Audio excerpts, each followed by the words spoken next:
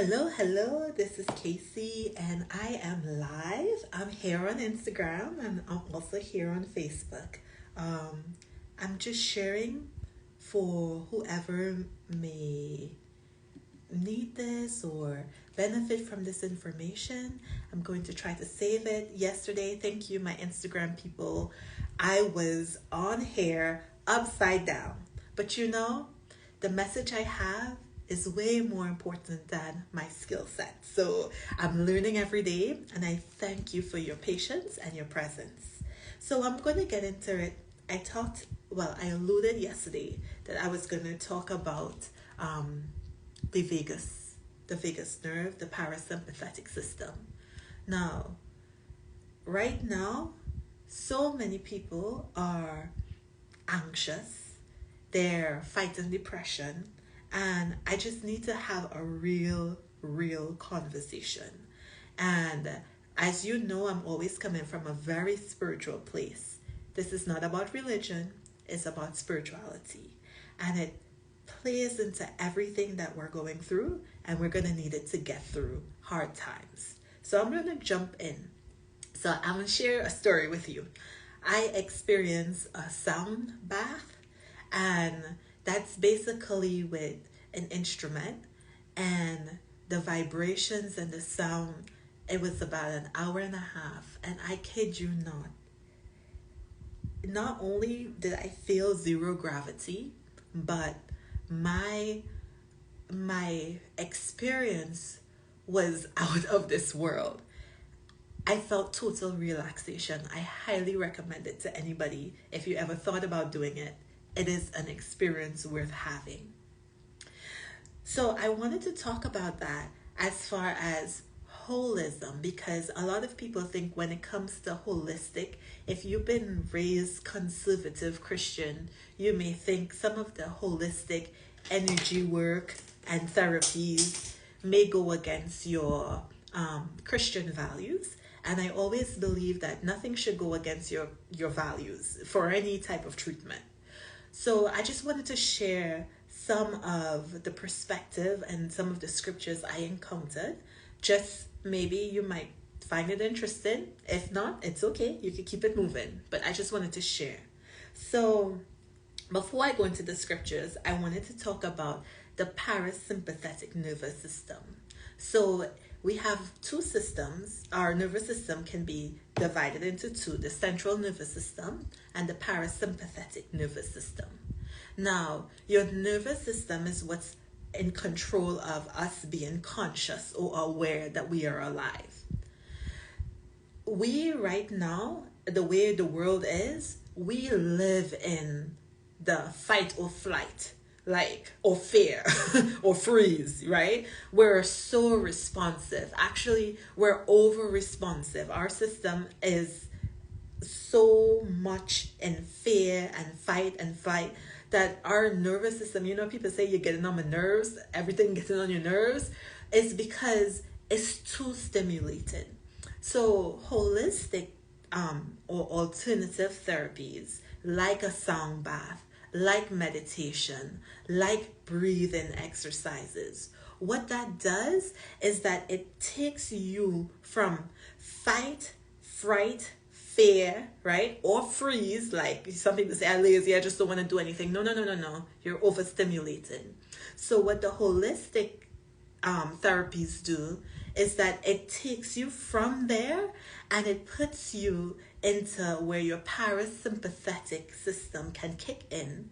And that's where you get rest and digest. That's what we say, rest and digest, where you're operating from a space not of panic. So in the parasympathetic nervous system, you find one of the biggest nerve is called the vagus nerve. And the vagus nerve is something that holistic or alternative treatment really try to focus on, because the vagus nerves really helps you to calm yourself down. It helps you to get into that rest and relaxed state, and it is a nerve just like any other nerve that needs to be nourished. So I want to share about how you nourish this vagus nerve. And we kind of do things instinctively, but we don't even pay attention to it. So you ever see somebody going through like a really traumatic experience, and then they start right? So that humming song actually nourishes your vagus nerve. It relaxes you, right? So that's a good way to calm your nervous vibration sound, right? That helps to nourish your vagus nerve. Something when you're in fight and flight and you're going, if you really notice, your breath is very shallow, right? So if somebody mad, they're mad, right? So that's the state we're in. We're always that shallow breath. When you take a nice deep breath into your belly, let it expand nice and big, and then you breathe out, that really puts you into the rest and relax. So you're breathing. So I teach a lot of box breathing with my clients. I teach a lot of the 4-5-7. If you haven't checked it out, it's on my YouTube channel under the respiratory segment that I did. Breathing correctly, making sure you're taking some nice deep breaths. I call it conscious breathing. It helps to stimulate that vagus nerve. So that's just some, meditation is really good. It helps you to grounding exercises, very good. Going out into nature, very good. All these things really put us into rest and relaxation. Some people get so relaxed that during treatment, they fall asleep. Now, I wanted to dive into the scripture to see, I'm sharing my meditation and my thoughts with you. So the scripture I came through this morning was Hebrews chapter 3, verse 12. And when I read the Bible, it's never just like one scripture. It's always an account. It's always a thought, a full thought. So it goes all the way from 12 to 19. And here God is saying, he was like, you have a wicked heart. And this is kind of part of the unlearning, because we hear wicked and we think, oh, bad person, oh, evil, bad, But if we really take some time to really hear what his complete thought is, I think it's really, really profound. And I learned so much that I wanted to share with you. Okay? So be patient with me for a bit. So he's saying in Hebrews chapter 3, verse 12, he says, you are having a wicked heart. I'm not here to preach, so I'm not reading the scripture, but I'm just breaking it down.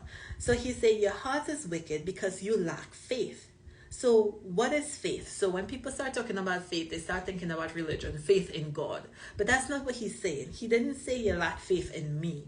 He's not saying you lack faith in this thing. He just says you lack faith. Faith, period. So what is faith, right? Not religious, spiritual. Faith is the assured expectation of things unseen, right? So when you are so sure that something is going to happen, you didn't see it, right? I don't care what your belief system is, but you just know something is going to happen, right? And you are so sure that you start making plans based on that. Then that is faith, right? Assured expectation of things unseen. So this life we live, a lot of times we train our mind that you must do it, you must see it, you must be it for something to happen. So if you don't know, or you never seen it, it's never been in your experience that something can happen for you, you just like shut your mind out and you say, oh, that's not gonna happen. Well, that's a lack of faith. So in verse 15, God says, you provoke me to anger. They get him vexed, like real angry, right? Why? He said, because of the deceptive power of sin. Now, sin, usually when we think about sin, we thinking about something somebody do that's wrong, right? But now he is equating this lack of faith to sin. And now he's saying this type of sin is very deceptive. Now, this relates to medical, this relates to relationship, this relates to every single thing we do. And I'm going to make the connections, but let me just finish this complete thought. So here you get he's talking to a specific set of people. He's talking to the Israelites. The Israelites, not just all Israelites, these particular Israelites that left Egypt. He is saying, not some, because if you read the scripture, Hebrews chapter 3, verse 16 and 17, he didn't say some. He said all of y'all, all. That's what he said. All who went down with Moses, all of you are guilty of sin. What's the sin? Not cheating, beating, lying, thieving, stealing. No, not that kind of sin. He said in verse 18 and 19, they were guilty because they were disobedient, right? They didn't follow his instructions. Why? Because they lack faith. So we have a real problem in our humanity right now. As humans, we stop taking directions. we stop taking directions from our creator, from our body, and we're doing our own thing, right? And so many times we hear a word, oh, you must be obedient, you must obey, you must obey. And we are automatically thinking we need to be obedient on the outside. We need to be obedient to these people who are telling us, who know better than us. But we're not talking about religion here. We're talking literally. He said you were disobedient, right? And I have to call myself out. I'm calling out all of humanity because we are disobedient. And we are disobedient for ourselves. How many times your body say, I'm tired? And you just say, well, I got this to do. I'm going to push through. Or how many times your body say, I'm hungry. And you say, well, we're going to eat later. I ain't got no time for that, right? You ever thought that's disobedience?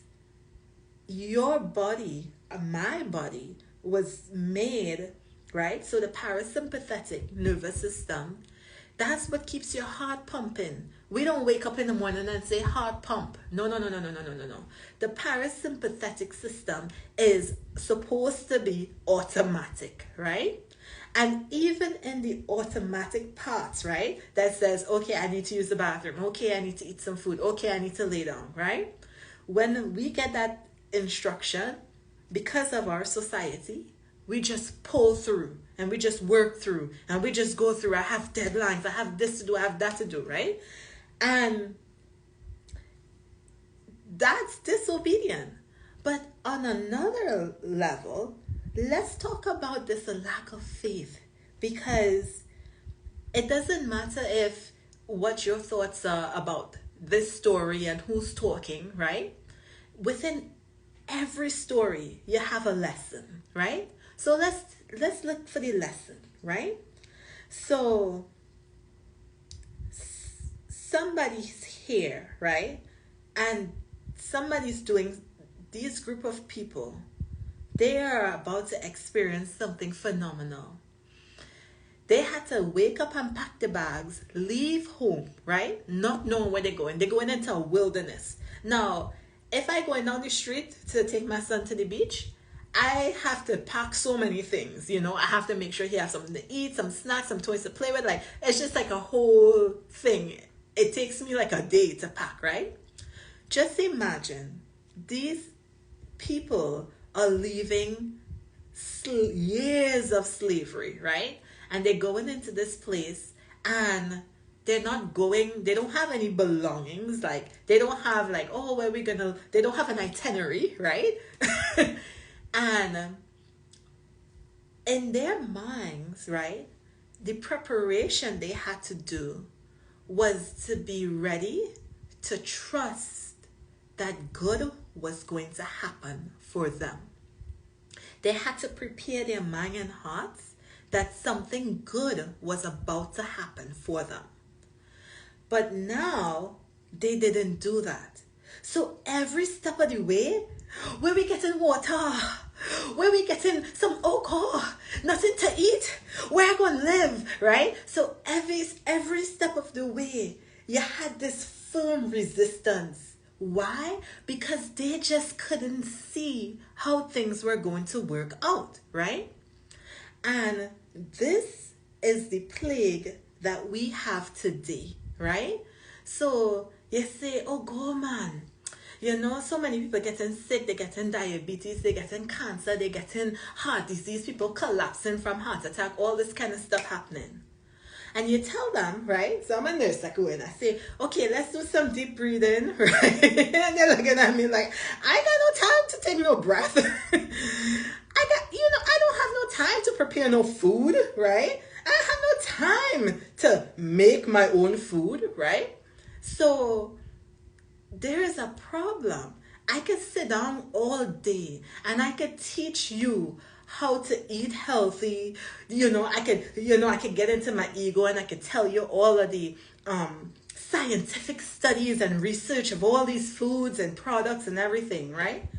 But if at a basic level you do not believe that spending some time to care for your being is going to help you, you're not going to do it. So lack of faith, right? This is what I write down.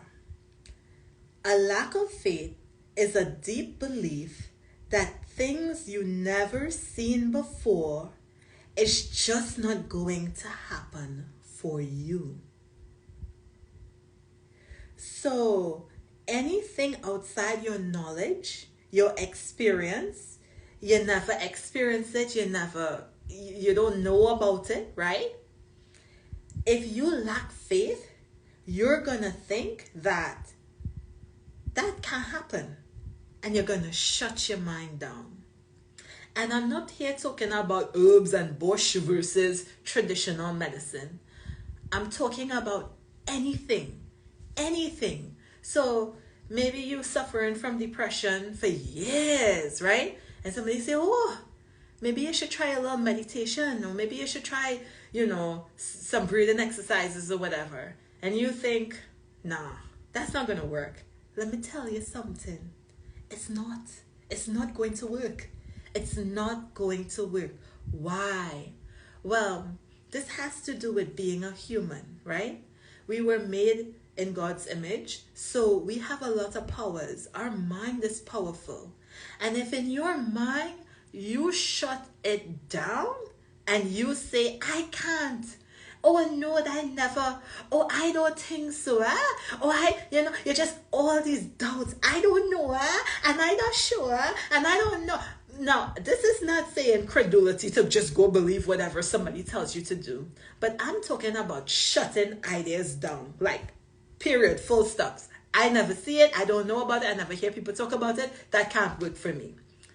What God is saying is that he got mad with a whole group of people.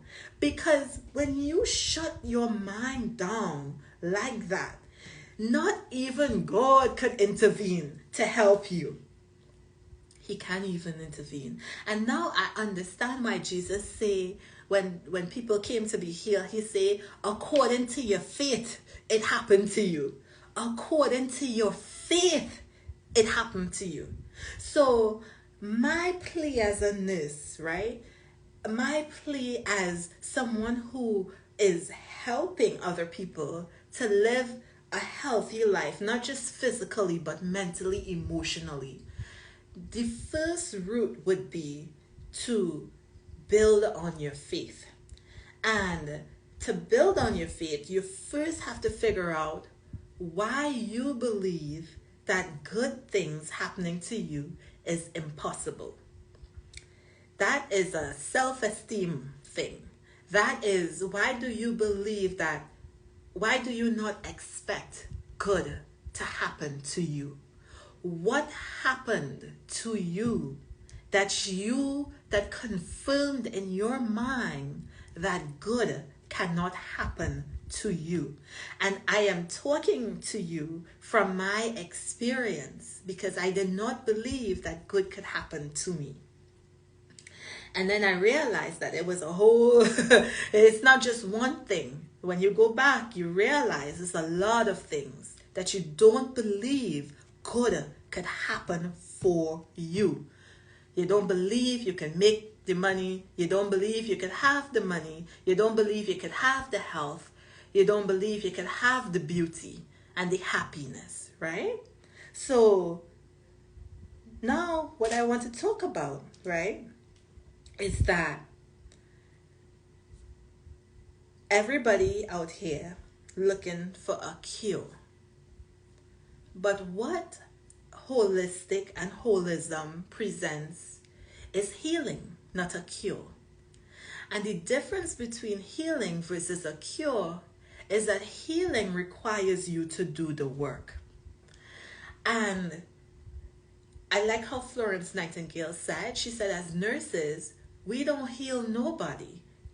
Nobody should be able to heal you. Your body heals itself. But what we do, what we should be doing in the medical profession, is that we should be putting your body or helping you to put your body in an environment where healing happens so beautifully, where you can be healed and your body can do what it was made to do.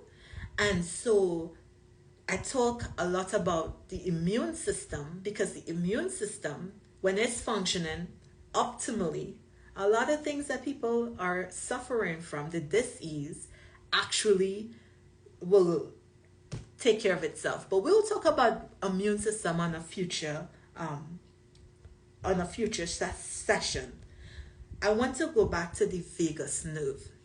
So this vagus nerve, we talk about vagus nerve is nourished when you get in contact with the electromagnetic field outside, right? So go out and ground, take your shoes off, take your socks off, go feel the earth, right? Hum, right? Hum, deep breathe. We talked about belly breathing deep into your belly, in and out, right? They say the more you could even slow down your breath, take long, deep breaths in and out. All of that puts you into the rest and relaxed state, right? Now, stress, the fight, flight, react, right? I'm gonna drop a gem here for you. Now, everybody thinking about stress, and when you have stress, your body produces cortisol. Now, cortisol is, everybody know, okay, cortisol, yeah, that's the thing that gets me fat, right? But it not just only gets you fat. It messes up your whole, and we were taught that's a whole nother session, right? But when you can't relax, right? And you're just used to going. And somebody comes into your life, I come and I say, okay, let's start relaxing. Let's start breathing, right? And you say, I need to get healthy. I need to do all this. In our minds, it's not just always about, okay, take a break. Let me go take care of myself. Sometimes it's not all about that. Sometimes you have to dive into your brain because somewhere along the line, we start to pride ourselves based on what we do. I get things done real fast. I don't need to take no breaks, right? And that becomes a pride thing. That becomes a thing that you feel good about for yourself. So now somebody come and tell you, okay, you should relax and rest. You actually start thinking bad about yourself. You start thinking, oh gosh, I'm lazy. Oh gosh, I can't do that. And then the lack of faith comes in because you don't see how doing this will help you in the long run. Anyway, so you start thinking rest and relaxation is a waste of time. And I'm saying this because this is something I used to think. I used to think if I rest and relax, I'm wasting my time, So to sit in a bathtub and do nothing It was just like a waste of time, you know? But just to help you here, if you are unable to get your body in a state of rest, relaxation, and ease, right? Where life is just at ease, what's going to happen is that your life will be uneasy or diseased, right? And over time, you will see a manifestation of disease or disease, right? So be careful with yourself. Be gentle with yourself. Sometimes you have to take a leap of faith. And even if you don't know or you can't see how something is going to work, you know, faith doesn't call for blind, oh, I'm just going to do it. Faith says, let me go get some more information.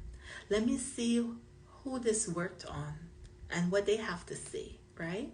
So I'm not saying to just jump into all sorts of therapies that you don't know what or how.